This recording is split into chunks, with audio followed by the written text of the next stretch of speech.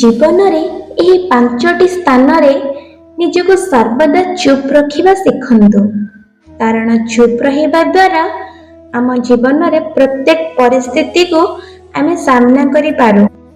ଏକଦା ଗୋଟିଏ ଗ୍ରାମରେ ଗୋଟିଏ ଲୋକଟିଏ ବାସ କରୁଥିଲା।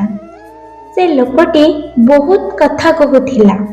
ସେ ଗୋଟେ ଏମିତି ମଣିଷ ଥିଲା ଯାହାର କି ବହୁତ ଜ୍ଞାନ ଅଛି ବୋଲି ଭାବି ସେ ବହୁତ ଜ୍ଞାନ ଦେଉଥିଲା। ପଛେ ତାଙ୍କୁ କେହି କିଛି ପ୍ରଶ୍ନ କରନ୍ତୁ ବା ନ କରନ୍ତୁ, ସବୁ ଜିନିଷ ଉପରେ ସେ ତାର ମତ ରଖୁଥିଲା। ଯିଏ ବି କେହି ତାକୁ କଥା କହିବାକୁ ଆସନ୍ତି, ଯିଏ ବି କେହି ତାକୁ ଦୁଃଖ ଜଣାଇବାକୁ ଆସନ୍ତି, ସେ କିନ୍ତୁ କାହାରିକି କିଛି ନ କହି ଆଉ କେହି ପଚାରିବା ଆଗରୁ ନିଜର ପ୍ରବଚନକୁ ଆରମ୍ଭ କରିଦେଉଥିଲା।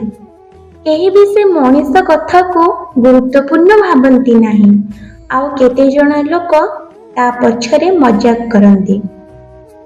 ଏହି କାରଣରୁ ସେ ମଣିଷଟି ବହୁତ ଚିନ୍ତାରେ ବି ରହୁଥିଲା। ସେହି ଚିନ୍ତାର କାରଣକୁ ନେଇ ସେହି ଲୋକ ଜଣେ ପ୍ରସିଦ୍ଧ ମହାତ୍ମାଙ୍କ ପାଖକୁ ଗଲା, ଆଉ ସେଠି ତାଙ୍କ ଦୁଃଖ ସବୁ ମହାତ୍ମାଙ୍କୁ ଜଣାଇଲା। ତାପରେ ସେ ମହାତ୍ମା ଜଣକ ସେ ଲୋକଟିକୁ ଭଲରେ ବୁଝେଇ କହିଲେ, ଦେଖ, ଅଧିକ କଥା କହୁଥିବା ଲୋକଙ୍କୁ ଜଣାଥାଏ କି ତାଙ୍କୁ ସବୁ କିଛି ଜଣାଅଛି, ଆଉ ସବୁଠୁ କମ୍ କଥା କହୁଥିବା ଲୋକଙ୍କୁ ଲାଗିଥାଏ କି ତାଙ୍କୁ କିଛି ବି ଜଣା ନାହିଁ। ଏବେ ଜୀବନରେ ବହୁତ କିଛି ଶିଖିବାକୁ ବାକି ଅଛି। ଏଥିପାଇଁ ଆମେ କଥା କମ୍ କହିଥାଉ ଆଉ ଅଧିକ ଶୁଣିଥାଉ। କି ମୋତେ କେତେବେଳେ କଥା କହିବାର ଅଛି ଆଉ କେତେବେଳେ ଚୁପ୍ ରହିବାର ଅଛି, ଏହା କେବଳ ଜଣେ ମହାନ ବ୍ୟକ୍ତି ହିଁ ଜାଣିଥାନ୍ତି।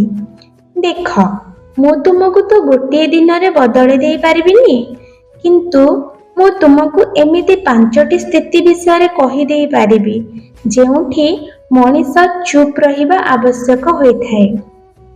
ପ୍ରଥମ ପରିସ୍ଥିତି, ଯେତେବେଳେ ତୁମକୁ ଲାଗିବ କି କେହି ତୁମ ଭାବନାକୁ ତୁମର ଶବ୍ଦରେ ବୁଝିପାରୁନାହିଁ, ସେହି ସମୟରେ ତୁମେ ଚୁପ୍ ରହିବାର ଅଛି।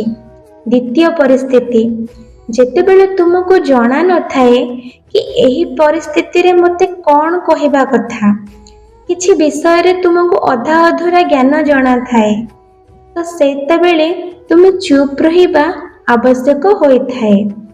ତୃତୀୟ ପରିସ୍ଥିତି, ଯଦି କୌଣସି ମଣିଷ ତୁମ ସାମ୍ନାରେ କୋଉ ତୃତୀୟ ଲୋକର ଖରାପ କଥା କହୁଛି, ସେହି ପରିସ୍ଥିତିରେ ବି ତୁମକୁ ଚୁପ୍ ରହିବାକୁ ଅଛି।